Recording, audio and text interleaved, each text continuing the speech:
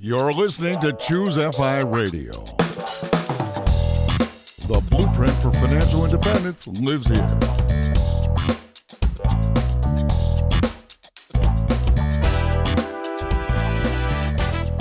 If you're looking to unlock the secrets to financial independence and early retirement, you're in the right place.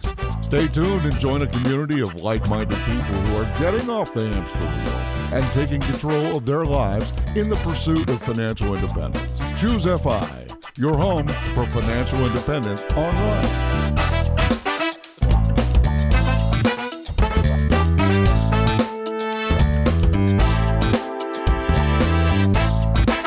Okay, guys, welcome to the Choose FI Radio podcast. Today we have a long-awaited or maybe long-delayed episode, depending on your perspective and what side of the mic you're on. You have asked us for close to 6 months to bring our spouses on the podcast, to get their perspective, to have them reveal the dirt, to show where we're really following the line and where we deviate, and to find out what does this path look like from the other side. And while I alluded to the fact that we delayed this as long as possible, we decided that this actually is an extremely valuable and important perspective, and it has to be part of the conversation. So today on the show, for the first time, we have Dani and Laura, our spouses, coming on to share what this journey has looked like for them. And to help me with this, I have my co-host Brad here with me today. How you doing, buddy? Hey, Jonathan, I'm doing great. Yeah, this is, like you said, long awaited. Obviously, we're kind of tongue in cheek here with the long delayed, but this should be fun. It should be a really good conversation. I'm interested to learn what Dani has to say. And frankly, I'm interested in learning what Laura has to say, to see if maybe exactly how I describe it isn't what's the case in her own mind. So yeah, it should be really a fun conversation. And with that, Dani and Laura, welcome to the show. Thanks. Happy to be here. Good to be on the show. I mean, Brad may have said he was kidding. I'm a little bit nervous. I truly don't know exactly where this conversation is go. There's no amount of prep that can get you ready to have your spouse come on and basically share exactly what things are like behind the scenes. So what we did to set this episode up is we basically put it out to our community. This is an episode you want. Well, we don't want to just dictate the conversation. We want to know, what questions do you want us to ask? And with over 100 different questions that were posted in this thread, we are going to hopefully highlight some of the common themes and nip into this. Jonathan, I think we get right into it with Holly's question, which is, what did you learn growing up about personal finance? Are you a natural saver? Were you good with money before you met your husband? Did you invest before you met your husband? What made FI click for you? Was it an article, podcast, story, or your husband's enthusiasm? So obviously there's a lot there, but Dani, if you don't mind, let's get this started. I would say that going into our marriage, I was definitely a natural saver. I was privileged enough to grow up in a family where I didn't want for anything. I did, however, watch my father save, but I was never taught how to save other than having a small stipend of money, pocket money. That being said, I naturally saved and was naturally frugal. And I would agree with your perspective. You are a very frugal person. Part of that is your upbringing, is that part of that is the society and culture in which you grew up in. But it was more of the defensive game as opposed to maybe looking at some of the opportunities that were available for both income growth and using the tax code. Is that kind of what you're saying? Absolutely. I sat on the sidelines. In Zimbabwe, we have a great, what I say, secondhand value on items. The first thing that comes to mind is vehicles. I assumed that everyone owned these cars that cost $30,000 to $60,000. It was only several years after being here and actually having to pay for my own vehicle that I realized that that was not the case. Everyone was just, quote unquote, affording the payments. And that contrast is mind-blowing, crazy. We don't have financing in Zimbabwe. If you do not have the money to pay for the vehicle, you don't have the vehicle. I'm not holding Zimbabwe up, Southern Africa, to be this beacon of we've got it all figured out financially. We've got a 90% unemployment rate. But what I am saying is that this keep up with the Joneses mentality takes on a whole new meaning when credit is so easy. You can finance everything. Your car, your couch, your blinds. It doesn't matter how small it is. It can be financed. What about you, Laura? What does your background look like, and how does that compare to Brad? So I've always been naturally frugal and a natural saver, which I probably got from my parents. I grew up having everything a kid needs or wants, but my parents worked very hard to make that happen. Many years, my dad actually worked 2 jobs, waitering at night and his regular job during the day. which at one point was a teacher. Then he went to law school. At that time, he was going to law school and working at night to support that. My mom worked full time as a teacher most of my childhood, taking a few years off here and there when my sisters were born. I think that really showed me the value of hard work and being frugal. They then, however, both did go through career changes around the time I was in college that essentially doubled their income. So that was rather impressive by them and was able to get them to retire earlier. My dad was just constantly always building new skills and adding new degrees that enabled him to switch careers to a more lucrative profession at that point. So me personally, in high school and college, I had small jobs, say at a bagel shop and waitressing, where pretty much every dollar I made, I kept little bits for expenses, and the rest I was always saving. My first real job was as an accountant, where I met Brad. I was making a pretty good income then for a college grad, and I put automatically 10% into my 401k, which could have been a lot higher since I was living at home, but I didn't know then. I wasn't as financially savvy as now. So I would put that in the 401k and then paid off. I had a little car payment and a little bit of student loans. So I pretty much very aggressively paid those down.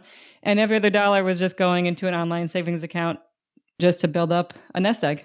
That's an incredible, almost second generation FI conversation. So much of what you were highlighting, of what they did, the choices they made, are the same concepts that we're hopefully instilling in our own children. I mean, if you were to look back at that 20-year period that you were seeing them model this behavior, what were the biggest takeaways for you? I mean, I guess I would just say overall hard work. I mean, my dad never stopped. He was always trying to earn extra money to provide for his family in the best way he knew possible. And when he realized that going to law school would get him a better profession and be able to bring in a higher income, he paid for that by working at night. So he was always busy, but he was also always around when we needed him to be around. He carved out time for everyone.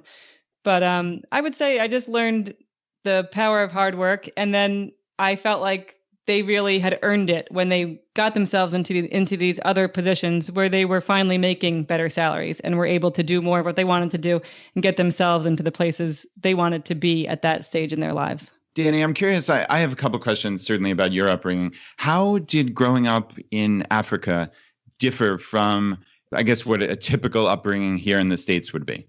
One thing that definitely kind of stood out when I was listening to Laura and having a job as an adolescent, there was a very big difference. There wasn't that demand, there wasn't that surplus of jobs. And so you had your 40 to 60-year-olds jumping into those jobs that you might hear in the United States have some of your adolescents doing. So I will be very honest, I did not have a job until I was 19. I watched others doing it. I did things for my family. I did chores. I mowed the lawn. I did that kind of thing. But I did not have a waitressing job or particularly mow someone else's lawn. Someone was getting hired to do that might have been between that 40 to 60 age bracket. And let's put some context in that. Zimbabwe has a 90+% unemployment rate. So jobs are incredibly hard to come by. And in particular, some of those entry-level jobs that you're alluding to just simply aren't available. Absolutely. Dani, I'm curious. So you said your father was a saver and you watched and learned from him. So when you got your first job, which I believe was here in the US, did you save money? Do you have any sense of what your savings rate was and like where you put that money? So I was fortunate enough to get a full scholarship to the University of Richmond. I was a Division I field hockey athlete. This was amazing, but it also complicated my life significantly. Because I'd gotten a full ride, my parents were extremely happy to support me with some extra money while I was here. But it was slightly more complicated than that because I was an international student athlete, and so I was here on an F1 visa, which meant my job was to play hockey as well as getting a good degree. It didn't leave that much time aside from the academics, but I also had a few more restrictions on me as an international athlete. I could only go ahead and work post-undergrad. And one thing that happened that at the time was bad, but looking back, I am very fortunate, having actually met Jonathan in that year, is that I tore my ACL in my freshman year of college. And so I might have not been able to save, but I feel as though I took advantage, and with that extra year, took advantage of what that year afforded me.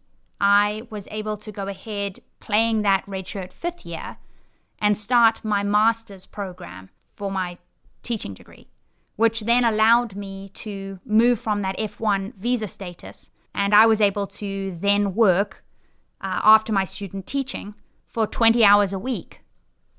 And as I think about it, this was a really interesting time in my life for me because I had been dependent on my parents. And when I started even the small job that allowed me to work 20 hours a week, for the first time in my life, quote unquote, I was financially independent. Obviously, not in the way we talk about financial independence on this show. And for the first time in my life, I wasn't dependent on them. And there was a thrill that came from doing things on my own and realizing that I was providing for me.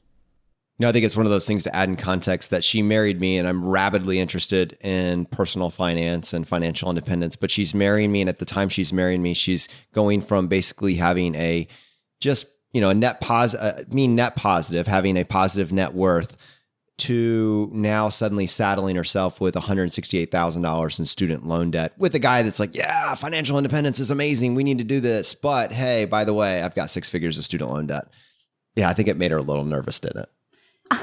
A little might be an understatement. When we first got engaged, Jonathan actually came to me with the proposal of joining our finances. And I'm going to be very honest here. I said no. I had no debt. I viewed money as, you have it or you don't have it. And if you don't have it, you don't spend it. And so I was very nervous. He came to me. I can actually remember exactly where I was. I can remember the time. It was an evening conversation. And I think he was kind of aghast and put off when I said, no, how about we join finances when we move into a home together? I do not want to be involved in yours prior to that. Brad, it's economies of scale. Yeah, I certainly get it, Jonathan. But yeah, if I was Dani, I wouldn't want the stone that was Jonathan's debt hanging around my neck either, right? What about you guys? What was that like when you started to merge your finances? Well, we pretty much merged our finances, I'd say, right when we got engaged. We were both on the same path financially pretty much since we met. And we had both saved money that we had just sitting in our online savings accounts. We started both paying for different things. Brad had an apartment at that point, so I started maybe paying for other things. So at that point, we were planning our wedding, and he had an apartment that he lived in. So if he was paying for some things for the apartment, I would pay for other things for the wedding, or I took some of my savings to do the down payment on our home in Richmond because his money was tied up in the apartment that he owned on Long Island. But the minute we got engaged, I would say we pretty much merged everything, and the money was all one pot. I'm really curious about this because I know the kind of the inevitable tide that was me pressing Dani to kind of take advantage of this economies of scale that we, in the way that we could leverage our combined incomes.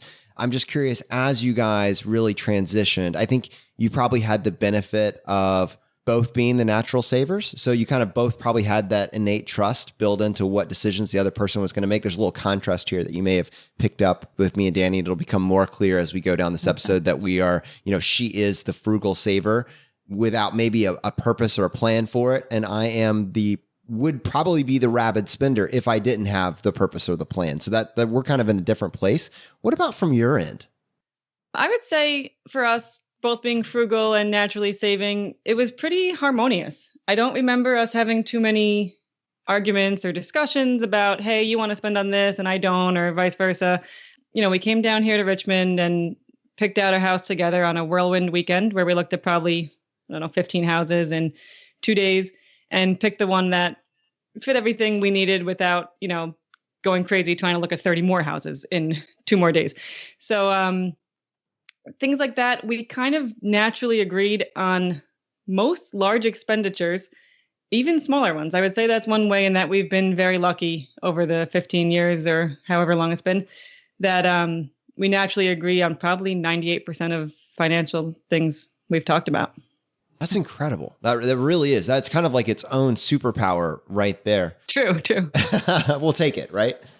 All right, so I think it's time we'll move on to question number 2 from Michelle. And Michelle asked, what does a typical day in your life look like? How do you spend your time?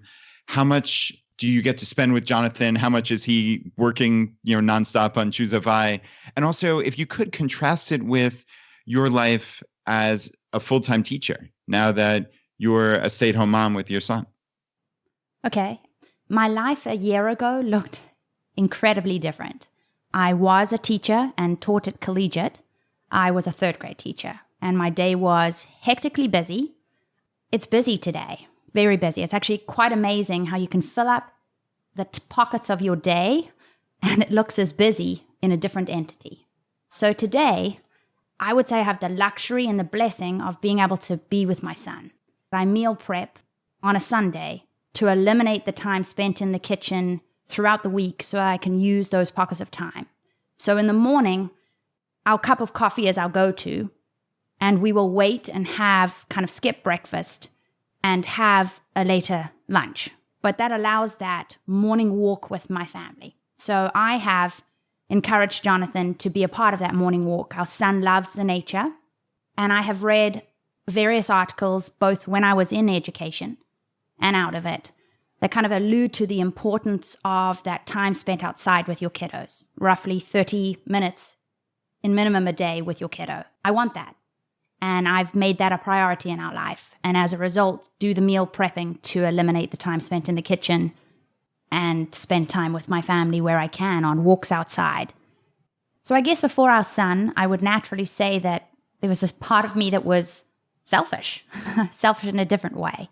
I have now attempted to pick up a side hustle, narration. It is a lot of time. It's been grueling. And the harder part of it has been to try to balance keeping our son at the forefront of my day and knowing that I love to spend time with him. So doing that narration in the pockets of time where he is sleeping. Now, that's changing rapidly. It's changing right now as we're getting ready to drop a nap. But I have been able to pursue the narration as well as jump into Choose a Fire a little bit more. You might have noticed that the community might have noticed that I am doing more of the emailing and kind of the scheduling for them, and have enjoyed that, to be able to see what these guys do and appreciate what Jonathan does. And then the pockets that are remaining, the narration, and taking a large advantage of the fact that we have a son that is napping, and that nighttime nap, being able to go into the studio as such and narrate in the evenings and do the editing as well. So when she says narration, she's actually doing audiobook narration. This is the side hustle that we can talk about at a later point. I actually helped her create this soundproof closet. I mean, you can imagine both of us, and you get this as well, Brad, are working in an atmosphere where sound and sound quality is very important. And we all have kids, and those kids can have varying degrees of noisiness. And that can sometimes, there can be some conflict there between the quality of your work and how much fun your kids are having. So we built her we turned a closet, an empty closet, well, now it's empty, into this sound room where she can actually get some of this work done. But man, I don't know how she ever had time for a job with the different things that she's focusing on. She wakes up, and then between what she's putting in, the time she's putting into our son, the time she's putting into Choose a Fire, and the time she's putting into her side hustle, the day is gone.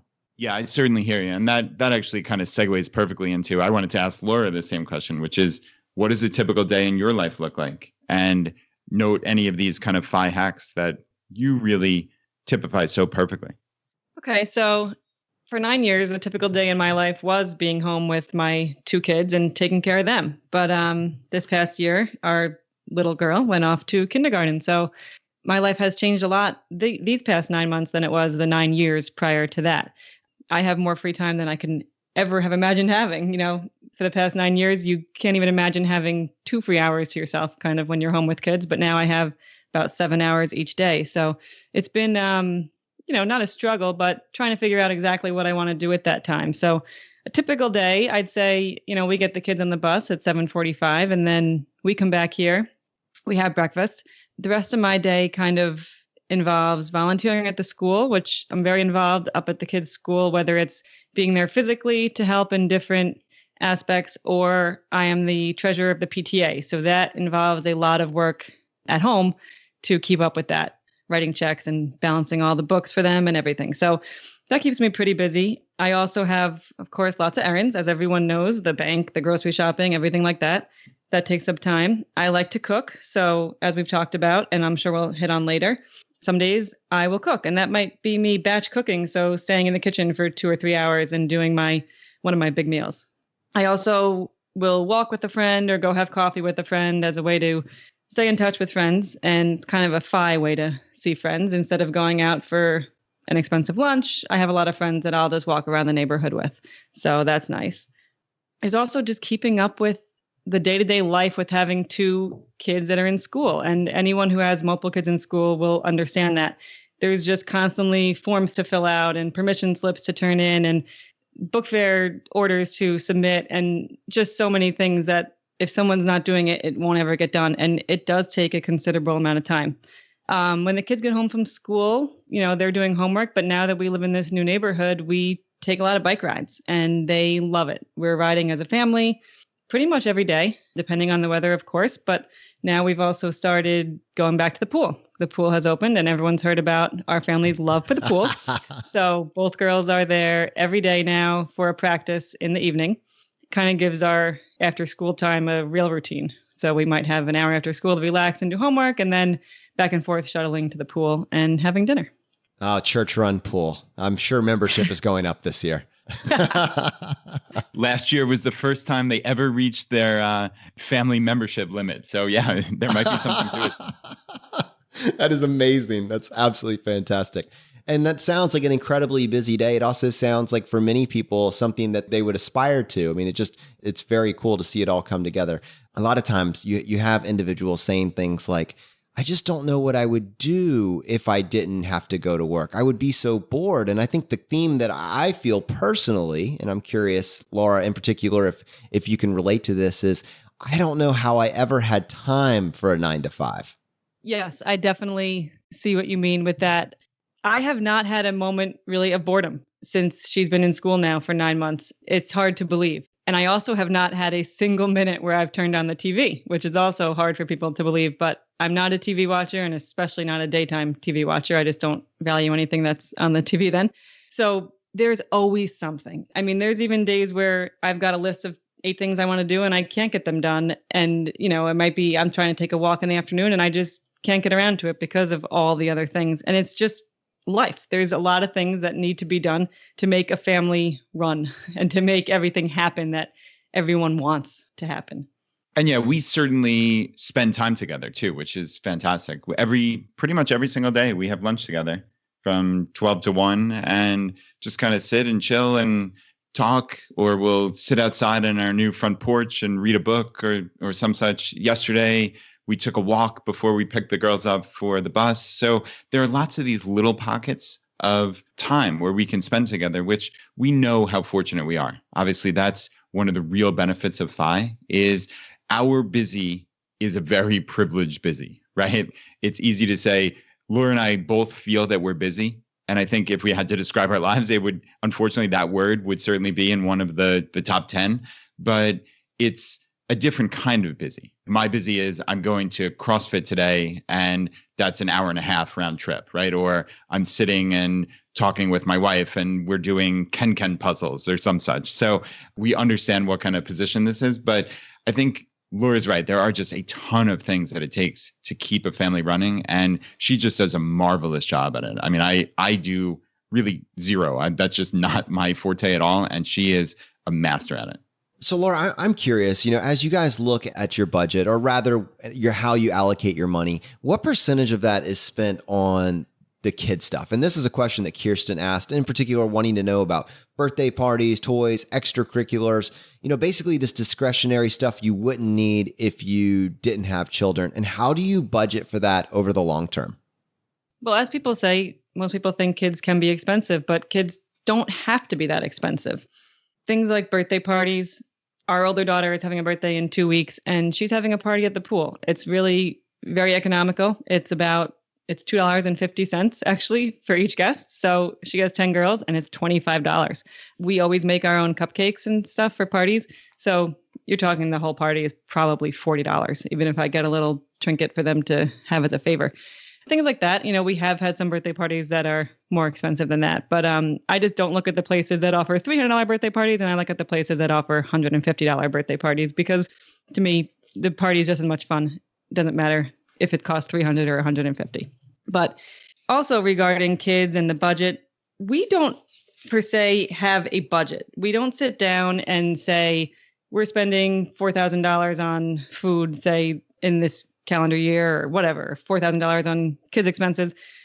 In that way, like FI does not rule our life. We kind of buy what we need and what we value, and we buy it when we need it. And we've always been on the same page about this. So there are many things we just don't value at all. Cars, fancy clothing, jewelry, purses, home decor, cell phones, technology. To me, the savings on these things is astronomical and adds up month after month. So in terms of sitting down to set a budget on other things like our kids' extracurriculars, it doesn't matter if someone decides to take one extra art class per year for $90. It doesn't really, move the needle very much because we've already saved so much money on other things that if one of our daughters wants to take an art class, she takes an art class. All right, Dani. So same question for you. What % of your budget is spent on kid stuff? Obviously, your son is a year, so this is fresh in your mind. And yeah, I'm curious to hear how your thinking and your budget has changed since your son was born a little over a year ago. So we're newbies. And so we obviously don't have the experience that you had. And so I loved listening to Laura and saying, if her kid needed something for an art class, because they had saved and been more frugal in another area, she got to do that. I would love for that to be us too. Dani, one of the things that's been really impressive to me is how you have really taken up this idea of the buy nothing groups. And while I would have imagined that many people find themselves always buying, the latest item that whatever ad tells them they need, you've just done some really creative things. And frankly, we borderline have too much stuff, and most of it you've gotten for free. Yes. So we have a buy nothing group in our area and have thoroughly enjoyed being a part of that because it is not about the taking. It's about how you can give and in giving, receive. So one of the things that I've enjoyed is starting to look for things for our son there. We've got and been very blessed to have a lot of secondhand clothes that have come from other families who have said, hey, I've got 18 to 24 month clothes. Would there be any families that would take these? As you know, with kids, they are in clothes for a very short period of time and then grow like weeds out of them. And so a lot of these clothes have been used, but barely used. I mean, I look at some of his outfits and can probably remember 2 times he's worn them and he's grown out of them. And so I hope to do the same for others, providing them with the luxuries we've had as well. And that falls into the toys as well. But I continue to be amazed in the short term how he might have a bunch of toys to the left and still be absolutely ensconced with the brown box to the right. And that has been something that I continue to laugh at and smile at and saw with my kids in the classroom as well. I know, being an educator, that kids remember experiences. You can throw the content at them all you want, but they love and will remember the experiences that you provide, the smile, the laughter in the classroom. And that's what I want to provide for our kiddos. Dani, I love the buy nothing groups. I think that is a really cool kind of mom hack. And I know we actually had someone ask a question. Tell us about any mom hacks you have. And I actually want to throw it over to Laura now because she has some real amazing ones as far as she's not part of a buy nothing group, but she has amazing ways to get clothes and presents for kids' birthday parties and things like this at just a fraction of the cost. And I'm just always amazed. So yeah, Laura, I'd love to have you tell the audience really your actionable tips on how you save so much money this way. Okay. This is also one of my hobbies, is always finding a great deal on whatever it is we need, whether it's birthday presents or kids' pants or shoes. So I enjoy looking around and finding ways to kind of optimize this in our life. I'm basically always buying things on sale. Even when the kids don't need new sneakers, if I'm in Target and the sneakers are all buy one, get one half off, I buy them each a pair. I get a pair that I know they'll like, that are in the next size up, and they go in the closet until they need them, whether it's 2 months later or 8 months later. But that way, when we do need sneakers, I'm not going out and buying them full price. They're right there. And we just go grab them. Another thing I've noticed is people who, so I also always buy the sneakers at Target, usually. Our pediatrician told us years ago that the Champion brand they carried were great for kids' feet and perfectly good. So we went there, we liked them, and we bought them. But I have plenty of friends who tell me, oh, yeah, my kids, when they went, they only liked these sneakers, and they're the $60 Nike or whatever they are. Well, my kids don't come shoe shopping with me. They don't really have a choice, and they don't care. They're very happy with what I pick. Therefore, they're not in the store seeing the shiny, fancy, light up $60 sneaker. They see the sneaker I've picked out that's in the closet ready to go that are $25 for a pair. So when I get buy one, get one half off, I'm getting 2 pairs for the girls for $38 total. It's just little things like that that I think add up. Same thing with their clothing. If they see a bathing suit they love and it fits perfectly, it's a great price. Great. It's very comfortable. I buy the next size up if it's on a super sale because they'll need it eventually. I actually love what Laura was saying about thinking ahead and purchasing things and putting them in the cupboard. So Jonathan, get ready, because he knows that my downfall is that I like to actually buy things for other people if I am going to buy something. So having to buy for our son is going to scare him maybe a little bit because he knows that's probably my weakness. But it's your love language, right? Oh, my love language. Gift giving. Wonderful. I can remember when I had our son, I got asked by a number of people, what is Jonathan getting for you? Is there a piece of jewelry that you will like? I must be honest, that might have been the most interesting question I'd gotten because I didn't think that I needed anything other than having the gift of having a son. But I haven't ever been passionate about that extra piece of jewelry or encouraged him to get me that piece of jewelry. Maybe it's a win for Jonathan. Well, I think it's very interesting because we go to, we'll go to the mall occasionally, or we'll be at some place that has, like a K's, or you'll be driving in the car and you'll hear the endless supply of advertisements for the latest diamond ring. And I don't think it captured either of our imagination. It's just like this thing that people do, and it's massive amounts of money, and it's a non-factor in our lives. I don't know. I mean, does that kind of mirror your own experience, Brad, Laura? We are the exact same. I mean, Brad bought me a few jewelry items back when we were dating. I would say that probably the engagement ring is the last thing he bought me now, 15 years ago. So I don't value jewelry. I don't value major expensive items like that. So I would kind of say in some way that we, or Brad, you could say, is lucky. We don't feel the need to ever splurge $1,000, $2,000 on some random piece of jewelry that I don't really want or value. And if I could jump in real quick, I always want to point out things to the audience when I hear like actionable tips. So one thing that Laura said a couple of minutes ago is I think one of the crucial pieces for why our kids cost so little in the grand scheme of things. Like we don't think they bust the budget or anything crazy like that. And it's because of what I guess I've learned is called simplicity parenting. So Liz from Frugal Woods, this is like her favorite book. And it's actually how we've been living our lives completely unaware that this was a thing. We don't give our kids a ton of choices. They live these wonderful, happy lives. They explore and play and do all these fun things, but we don't saddle them with, hey, come to Target with us, and here are the 50 different choices. 48 of them cost $65 for kids' sneakers, and the other 2, which invariably they're not going to pick, those are the less expensive ones. But of course, when Laura goes by herself, she beelines to those less expensive ones. As long as there's one that looks nice, of course she buys it, right?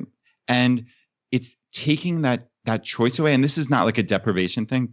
I don't want anybody to think we're bad parents or anything. I look at it the opposite. It's we don't bother our kids with these choices that they really don't care about and they don't need to be involved in. And it makes their lives easier and it makes our lives less expensive. So I think there's something to this. And again, you got to figure out what works for your life. But I think this is something that's really benefited us. Yeah, Brad, I think I have just gone ahead and put that one in our back pocket. And that is definitely something that I would love to emulate. It's easy to see as we talk through some of these topics that FI and this kind of overall life optimization strategy spills over into every single aspect of your life. You can't silo it as just a 50% savings rate. And Rick was basically pointing out that FI can be consuming. And especially to anyone that has an easily consumed personality, I'm going to point at myself here. Where and when and how, and Laura, this is directed at you, do you draw the line so you have tons of non-FI focused moments as couples, as parents, as families? What are your thoughts on that? I think this question is very interesting. And I alluded to this a little bit before, but basically we are not ruled by FI and we don't have this strict set budget that we stick to. We just kind of save money on the things that we have always saved money on. Like I said before, the cars, the cell phones. A big thing to me is technology. Everyone I know, they have an Alexa, they have iPads, they have a Blu-ray player, they have Kindles, and sometimes everyone in the family has one of these things. We don't have these things. And most people have them because the family will buy an Alexa because, quote unquote, they could afford it. But who really needs an Alexa? People want one because most people want lots of new shiny objects, but I can't imagine why it would be needed. And we would never use it. So we just don't buy it. So by the time we've saved hundreds of dollars on all these technology items that we don't buy, and clothing and purses and shoes and cars, we aren't too worried about the other stuff. And we aren't having FI rule every aspect of our lives. We aren't skimping on everything we do. We're extremely generous, giving to our kids' school and spoiling their teachers and bus drivers. To us, these people play a huge role in our kids' lives, and they should be treated as such. I've also see people asking on the Facebook group sometimes about how to give a wedding gift when you're pursuing FI. To me, pursuing FI does not mean being cheap with big events or the important people in your life. To me, if you're plugging thousands of dollars into your investments, you can afford an average wedding gift, at the same time. We give a generous wedding gift to any wedding we attend. These are not things we skimp on, in my opinion. We value giving to our community, outings with friends and family, and traveling, so that even if we can't use rewards points for every aspect of a trip, we still don't want to skimp and not take that trip. So we save on everything else I mentioned, and then we can afford to do things like give a nice wedding gift or get the rental car on the trip we're taking. Brad and I will go out to dinner, say once a month or every 6 weeks or so when we have the grandparents here to babysit. This is not something either that is ruled by FI, that, okay, we can spend, say, $40 on this dinner and that's it, or else we break the budget. It's not like that. We don't have fancy palates and we don't really enjoy steak and lobster. So for us, the ideal night out is a busy restaurant during happy hour where we'll get a few beers and often share a bunch of appetizers. That's perfect for us. So again, since it's infrequent and it's something we value, we don't worry about whether it costs $30 because of the great happy hour specials that day, or if it's $57 because there weren't great specials. Yeah, I think this is really important to us. Pursuing FI is not about being a miser or having this consume you and every second of every day is a FI life. To me, it's something that I've kind of quoted a lot of times here on the podcast, which is from Jocko Willink, discipline equals freedom. We have this discipline, if you will, of creating a framework of a life that just doesn't cost that much. So all of our fixed expenses, they just don't cost that much, right? We haven't bought a new car in 12 years. And even then, that was a used car at CarMax. So all these things, we just don't have the significant expenses. So that enables us the freedom to spend as we see fit. And I mean, this is really important. So like we come off as extremely generous to all of our teachers. Like Laura's saying, when you go to weddings, like we are not the FI misers who are those kind of weirdos that are giving $22.75 as a wedding present. That's not it, right? Because, that was all that could fit in the budget. No, we want to be generous. We want to spend as we see fit on the important stuff. And this kind of goes back to what Laura was saying before about our kids. If our kids want to take an art class or join soccer this year, let them do it. Of course, we never think about the $100 or whatever it is that costs, because that's how we've built our lives. So anyway, I think that's just kind of an important point to really emphasize. And Dani, I want to throw it back over to you. This is a great question from Rick, that it really can be consuming, and especially when you're newer at it. So I think obviously you and Jonathan are newer on the path to FI than Laura and I are. So I'm curious if your lives have changed dramatically in the couple of years that you've been pursuing FI, and really what does your life look like on a FI basis, if you will? So I have a couple of funny stories to share. Jonathan is definitely the all-in kind of guy.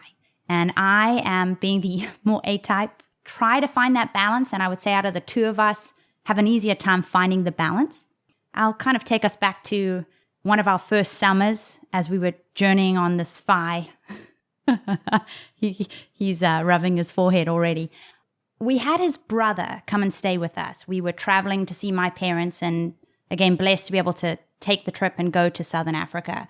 And his brother had agreed to come, and it was summer. And as you know, in Richmond, it gets hot and quite humid. Jonathan went to the store and don't know actually the name, the terminology with this device, but purchased a device where he could set up the heating in the house and control the heating in the house and attempt to save money. Jonathan's poor brother did not know what he signed up for. Jonathan went around the house shutting off each device in an attempt to get this device to 0. It was unbearably hot, to the degree where when I asked his brother how his evening had been, he said that he had spent 5 minutes with his feet underneath the faucet.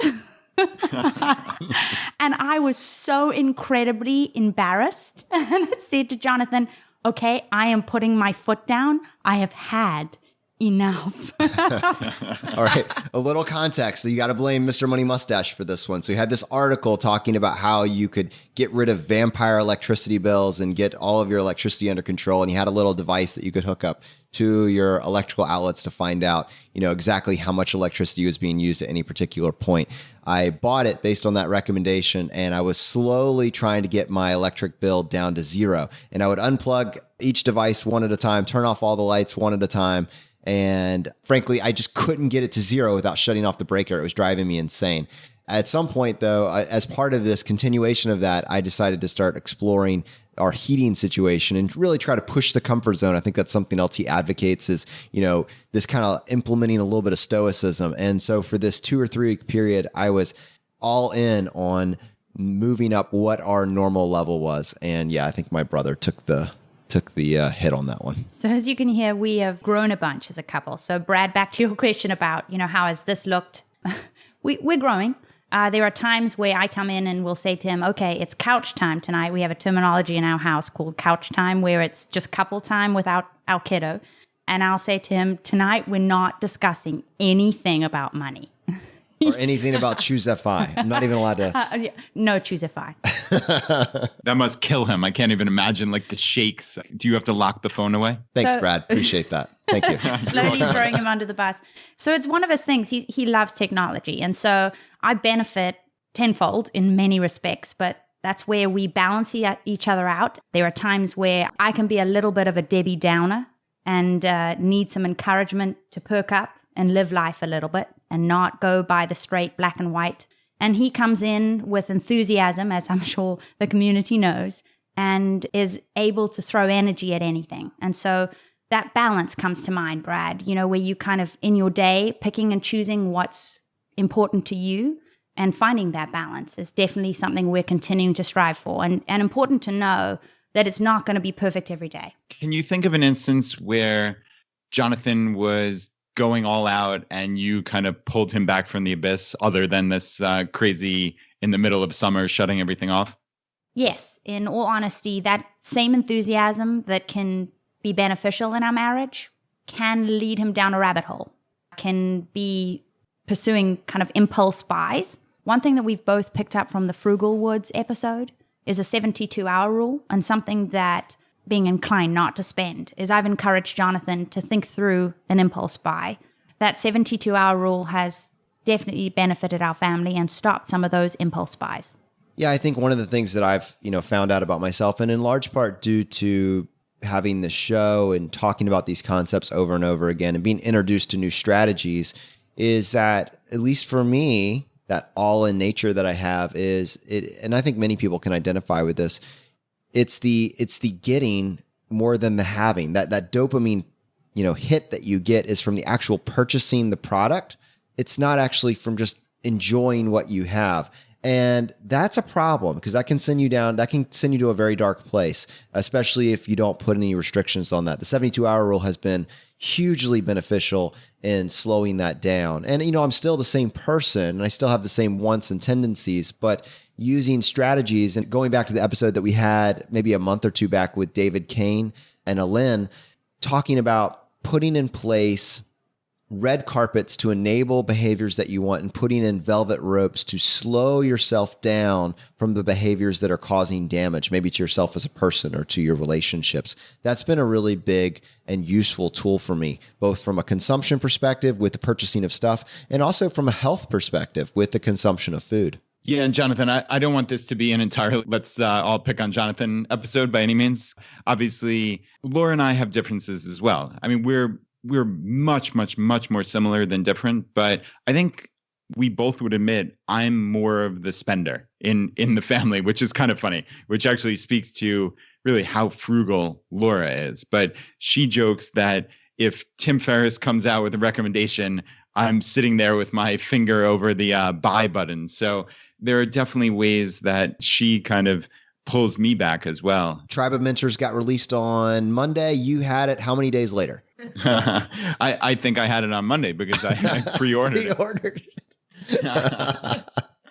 But yeah, it's all a matter of degree, right? I'm certainly not spending a ton of money, but even just with our new house now, we feel, even though it's buying items for the house, we've felt like we've been spending more than we're comfortable with. So we're actually kind of doing like a 14-day no buying challenge. So no kind of crazy discretionary things. We're just not buying anything. And it's actually been really interesting. I want to give actually a shout out to Dani on this, because I am always finding a new challenge or something that I want to try. I want to stretch myself, and I got to say that has been honestly one of the things I've appreciated about you the most, is just your willingness to humor me, and not just humor me, but in many cases, participate with me. I mean, this wasn't your idea. It's not something that you feel compelled to do or would do on your own, but you're like, you know what, if you're doing it, Jonathan, I'm not just going to be over here on the sidelines. I want to do it with you. And that has put you in some uncomfortable places as well. And I think sometimes you look back and you say, well, that was a waste of time. But other times you look back and you say, we're better for it, right? Absolutely. A word of advice that my parents had given me before we got married is just warning me not to want to change the other person, but to look at their personality and their character traits and see the positive in it and kind of adapt accordingly. So I thought a great question for this particular conversation would be to highlight that inflection point where we left our jobs, because there's obviously a lot of transition built into that decision. And Ben asked specifically to you individually, what were your initial responses when your quote unquote dopey, sorry, Brad, couldn't resist, husbands told you that they were going to start a finance podcast? And Brad, since you got thrown under the bus for this first, why don't we let Laura answer the question? Laura, what was this like? So I know that for Brad, he didn't leave his job to start Choose FI, but this was a huge decision. And at the time, I can't imagine that you knew a ton of other people that were doing this, so it wasn't necessarily an obvious choice. What was that transition like? What was going through your mind when he brings that idea home? So let me go back to when Brad actually left his job, which I guess is about 3 years ago now, a little more. It was very scary. I wouldn't say I freaked out, because I knew we had kind of talked about it and it had been brought up a few times. But when the final decision was made, like, I'm going to give my notice next week, it was pretty frightening. A 9-to-5 job that was only 10 minutes away from home with a nice salary and great benefits, like a good health insurance plan and a 401k match. That's a lot. It's a lot to walk away from. So it was frightening. At that point, we weren't at FI. You could say we had a good amount of FU money, as the community talks about. So that's what made it possible and doable for us. We knew that even if his entrepreneurial adventures didn't pan out as he expected, we had definitely a year or two that he could work at it and we'd be comfortable before we'd have to even think about him going back to a traditional 9-to-5 job. Obviously, it worked out and it was the best decision we ever made. He's so much more relaxed. He's overall just so much happier. The job he had was just not intellectually stimulating at all for him and very repetitive and boring. So now he's just doing what he loves every single day. He's working with people, talking about finances, talking about traveling and taking credit card reward trips. And that's what he's been passionate about really since I've known him is finances and traveling. So to see him being able to do what he loves and help other people do it every single day has been amazing. Yeah, Laura, I mean, that's definitely a good background on kind of where we were. But just to be clear, I think in your mind's eye, and this actually really speaks to the question, which was you were extremely nervous about this, which is why, in your recollection, we were not as far along on the path to FI as we actually were, albeit a lot of that money was tied up in 401k accounts, right? So in your mind's eye, we would have been okay for a year or two, but that was without any advanced FI strategies. I mean, we were well along the path to FI at this point. But I think, again, that speaks to the nervousness, and that's perfectly understandable. So I did want to just quickly pick up and say, since the question was actually about like the Choose FI podcast, I think that background was important. But like, what did you think when I came to you and said, hey, I'm doing a podcast with this guy, Jonathan, who I met a day ago, essentially, like, I'm so interested in the answer to this question because I still don't know why Brad said yes. That's a good question. I do remember him telling me that, and that I think he had met you for lunch or coffee once or twice. I thought, why not? I mean, why not give it a shot? I thought, who knows if it'll actually pan out into something that they try for maybe, 3 weeks and doesn't go anywhere, or who knows? But I thought to him, I remember saying, like, you should try this. I mean, you love talking about finances. That is what you love to do. You love to tell people your ideas on finances. You love to hash it out with someone else. So that I thought was a fantastic idea. I had no idea how it would actually work out, but I thought it was a pretty good idea. Dani, what about you? So we had a lot. I mean, this question really coming back to us, that there's a lot of uncertainty going into this past year. We were not as far down the path as Brad and Laura were when we made this fully funded lifestyle decision, with air quotes behind it right now. But just to put some context in place, you had made the decision with the birth of our son to step away from your job, from your very safe, very good job, and have that year with him. I had started the podcast, but it was totally, my parents were listening and a couple of friends. We didn't have any proof that this was going to be a really big thing at this point. And while that kind of started to shift relatively quickly, it was just me telling you how awesome it was and how awesome it was going to be. There was really nothing else to support that at that point. And then you hear me start kind of walking it down, saying, I think maybe at some point I could leave my job, and maybe 5 or 6 years from now, this could be a full-time thing that I could work on. And then at some point I'm like, well, maybe 2 years, and then maybe 1 year. And then, it basically hits the wire. And I was like, I can't do my job anymore. This just isn't going to work out. I need to leave. Like, what's going through your mind as you kind of start to see the tea leaves on where my mindset is? To say I was skeptical would be putting it nicely, and not really mentioning the emotions and the kind of the inner turmoil that I did have, I will be honest. Not to mention I had just had our son, and so was probably battling with the hormone and the hormonal side of things too. I weighed everything out. I don't actually think I verbalized this to Jonathan, but I actually did write a checklist. I had a pro and a con list that I had on my own quietly without mentioning anything to him. I had realized that I did have a lot of emotions attached to it, and kind of as I heard the question repeated today, realized how fresh the scar kind of feels. It was terrifying. But the thing that got me through it was watching my husband love what he was doing. There were times where I did question our choice. As you know, my husband did stay attached to pharmacy and then dropped the pharmacy as they got further into the podcast. So there was a time where the podcast was going on and he was balancing pharmacy. I watched my husband's work ethic. I watched him trying to balance pharmacy and his passion project.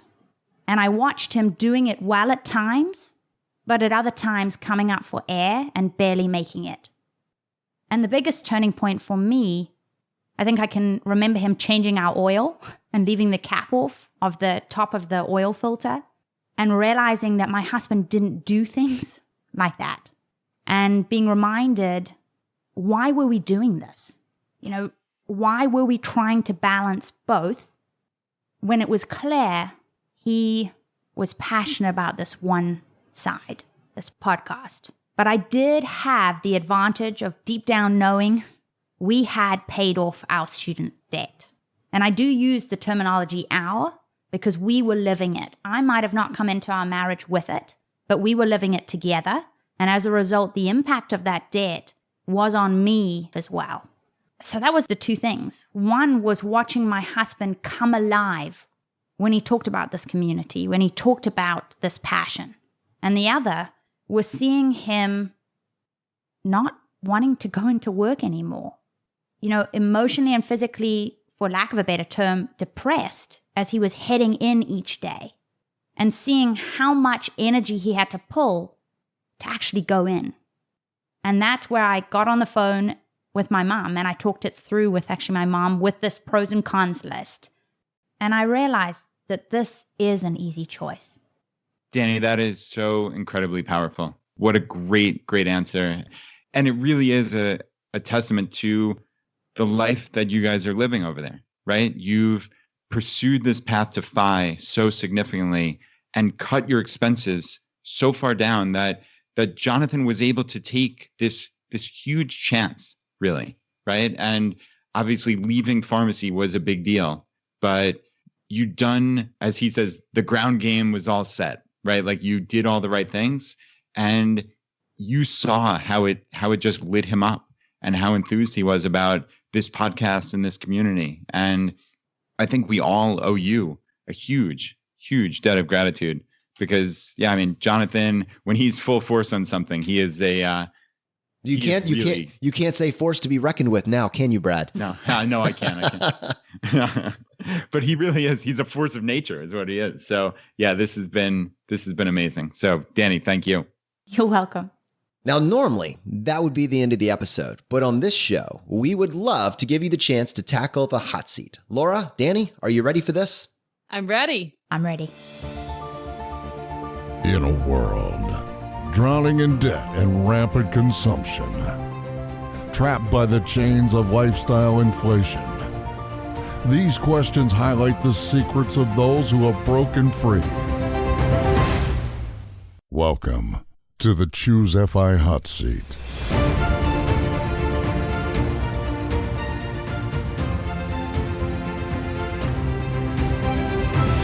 All right. So Laura, I'll start with you. Question number 1, your favorite blog? So I don't really follow too many financial blogs. I do occasionally read a little bit of Frugal Woods. I just love her writing style.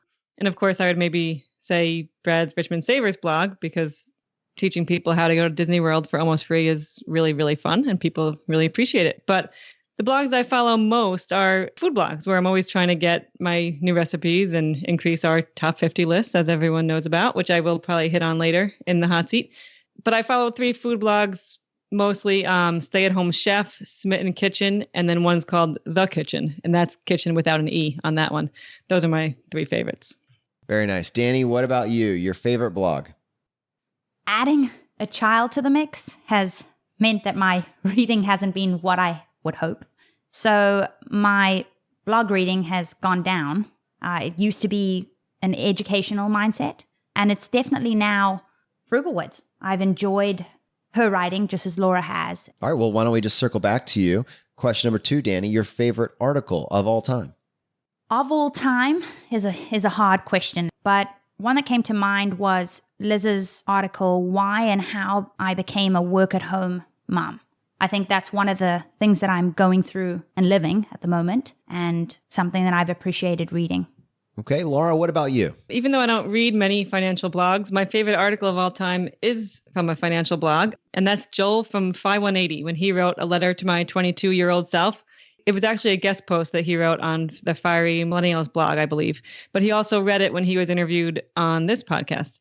I just think it's so incredibly powerful how he describes 2 situations. One, a life filled with luxurious objects, and one, a life of being stuck on the hamster wheel, doing the same thing every day with no way out, and how in the end, it really is the same life. To me, that's the whole FI story right there, wrapped up. I remember reading that article to Dani when it got released as we were prepping to do that particular interview, and she just saying, holy crap, that's incredible. So I completely understand where you're coming from. Really, really good choice. All right, Dani, question number 3, your favorite life hack? I've got to say, with personality in mind, it's meal prep each week. I will usually prep about 2 to 3 different dishes and then divide those up into containers and stack them alternatively so that there's a kind of a level of surprise as to what's coming out of the fridge next. But with a 14-month-year-old and a husband who's podcasting, and I do say that because I have to keep as quiet as a mouse while he's podcasting. So to those people who asked, what's it like to have a kid in the mix while we're doing it, it has added a bit. It is a win, meal prepping, because I know there's always something to go to in the fridge. And so that aspect of time is hugely important to us and me, and the biggest life hack. All right, Laura, what about you? Your favorite life hack? Well, mine is also pretty much revolving around meal prep. Just to not say exactly what Dani had said, I do also cook usually in batches, double and triple, as most people know. But just some little tips, I try to use up ingredients that are in the fridge. So one week I make a recipe that uses Greek yogurt, and there's a third of the container left.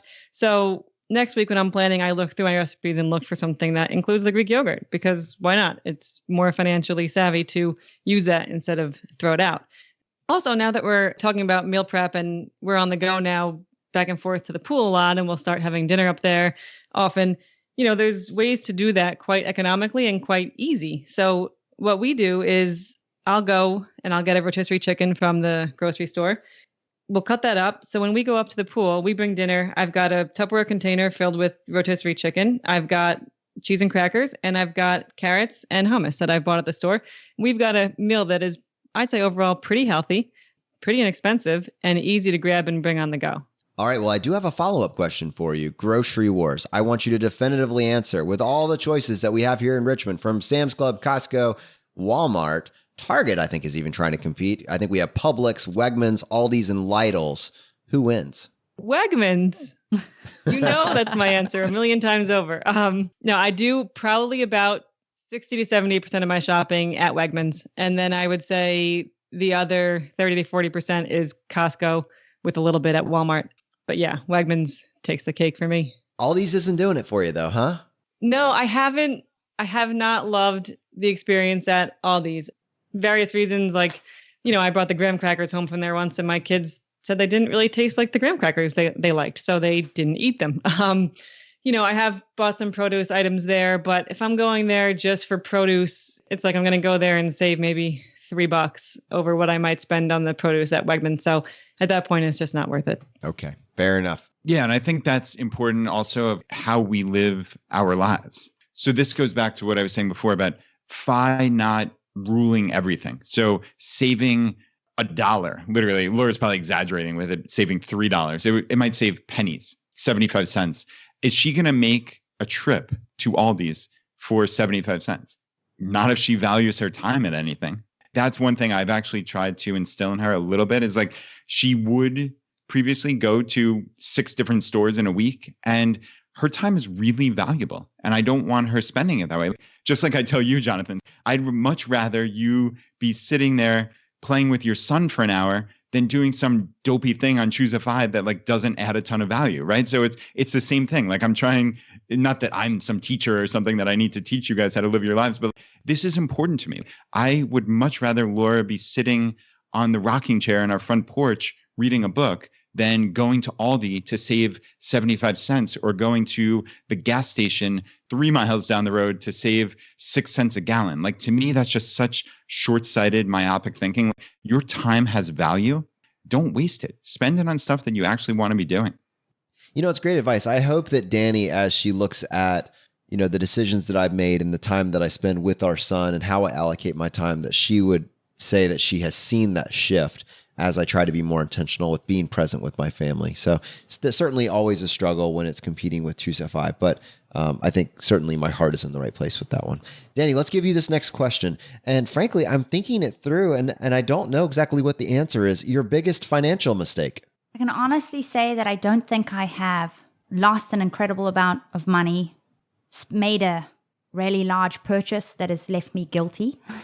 I'm that inner frugal, I guess, a minimalist. So I guess if I were to be honest, I would say not being aggressive enough with my savings. I think that's it. One of the things that's interesting about us is because I would really say this period that she was at home, there really weren't opportunities for jobs at home. And maybe that's a limiting belief, but with a 90+% unemployment rate, I think it's at least fair to put that out as a blanket statement. And then 2, coming here as a student without having the high flying lifestyle, without having the car, the autonomy, and really being unable to get a job because now you're here as a full-time scholarship athlete and there are certain restrictions on that. F1 visa, yeah. Yeah. So now then post-school, marrying me, and at this point, you have this ultra optimizer dude that really can only make so much headway in his own personal life because he's got 6 figures of student loan debt, but is marrying you and you're basically starting out with a blank slate. From there, even though maybe you had basically you had a net positive, but it wasn't a drastically net positive net worth, we kind of started making the right move. So I don't think you've made any financial mistakes. No, I don't think so. That's amazing, Brad. We've got another one to add to the queue. Yeah, there was a joke to insert here, certainly about marrying Jonathan and his $168K in debt. But that was just low-hanging fruit. That's it. That's definitely it. Time will tell. Time will tell. Laura, what about you? Your biggest financial mistake? So Mine is not anything new because mine is obviously the same as Brad's, which if anyone remembers is some stupid land that we invested in 13 years ago in North Carolina that we are still paying for. It dropped, what, 80% in value, 90% in value from the peak when you bought it? Yeah, it's basically the worst thing that could have ever happened to us. It was ridiculous. But, regardless, it's a good learning lesson. It was speculation. It was just utter stupidity. And we obviously paid for it. So it is what it is. But no more Bitcoin for you tomorrow. All right. Question number 5. Laura, advice you would give your younger self and not buy the property in North Carolina. Right. So advice I would give my younger self would be to put as much in my 401k plan as I can. Because when I was younger and started out my first job as an accountant, I was making a decent salary and I was just putting 10% in, as someone told me to do. And that was good advice. At least I put something in. But, I was saving so much money then off my paycheck, just putting it into an online savings account, making very little interest. So I could have probably maxed my 401k and I just never would have thought of it. I had no idea what the benefits would be. And I could have brought down my tax liability enormously and been walking away with major refunds and been in a much better position. And Dani, you? So when I think back to my childhood, I think of my dad and all that we did do. I would go fishing with him. He would pad me up and put me in the nets and play cricket with him. And they were memorable moments. He was on the sidelines growing up when I played my sport, and he was always there with encouraging words. And then there was this time in my teens that it was no longer cool to spend time with your dad. And I know that many girls might go through this, but I realized the importance of relationships. And even more so, I realized the importance of not caring what others think or what others thought of me that prevented me from enjoying my relationship with my dad. So I guess what I'm trying to say is be a kid for as long as you can. And I think that curiosity ties in now to something that, we've landed on and are always trying to stress, that love of learning, that love of exploring things that you're actually passionate about. We've talked to some people recently that basically say there's a point in time where it kind of gets beaten out of you. Like the society tells you that there's no value to that. The point is just to get the grade, to get the job, to get to live the dream. And I think it's a limiting belief. And so I love that you highlighted that. All right. Well, we do have a bonus question. Brad, why don't you go ahead and tee that up? All right. So Laura, I guess we'll start with you. So think back to like the last year or so. What purchase that you or we have made has really added to your life in the most significant way? A smaller purchase that actually is from Amazon, and I know that's usually how the question's phrased on the hot seat, was a logic puzzle book we bought recently. If anyone out there likes logic puzzles and math, I really love the Ken puzzles. You can get super wrapped up in trying to solve them. So we recently got a book and both of us find ourselves just wrapped up in these puzzles and then helping each other try to solve them. And they're really, really fun. And the bigger purchase, I guess, would be this new house that we bought. It has been an amazing lifestyle change for us. I mean, we are just loving every minute of being here in a neighborhood. Our old house was on an island where there were just 9 houses on this court and it was off a very busy road. So there was no going for walks, going for bike rides because of the busy road out there. And there were basically no kids on the block. So now, we are seeing friends almost on a daily basis, just when we go out for walks or go out for bike rides, and we'll ride bikes up to the kids' elementary school because it's that close, play on the playground and see friends there. And all 4 of us love it. The kids are absolutely loving it. And so are Brad and I. Dani, what about you? I'm going to have to say our running stroller. Jonathan tracked it for months on end on Camel. And he ended up going ahead and getting it for, I think, as low as or as much as 50% off. And the reason why it is such a great purchase for me, but also for us, it's been the one guaranteed activity that we've done as a family daily. And at the center of it is our running stroller. That's cool. So 2 life hacks in there, right? You've got not only the stroller, but obviously Camel, which Jonathan has really brought to this audience and this whole community. So I know I use that frequently. And yeah, it's just a neat way of tracking prices on Amazon. So really, really cool, Dani. Dani and Laura, thank you so much for coming on the show and sharing kind of this behind the scenes look with our community. We're so appreciative. All right, everyone. Thank you for listening to the episode today. I hope you got value from the show, and I hope you've been getting value from the episodes up to this point. If you want to support us in what we're doing here at Choose FI, here are 4 easy ways.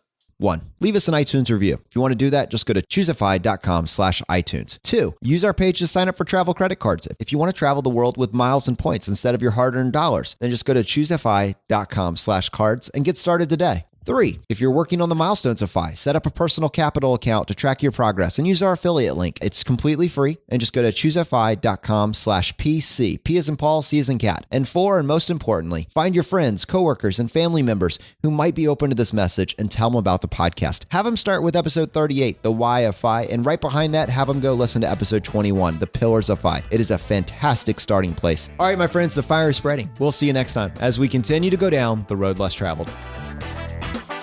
You've been listening to Choose FI Radio Podcast, where we help middle-class America build wealth, one life hack at a time.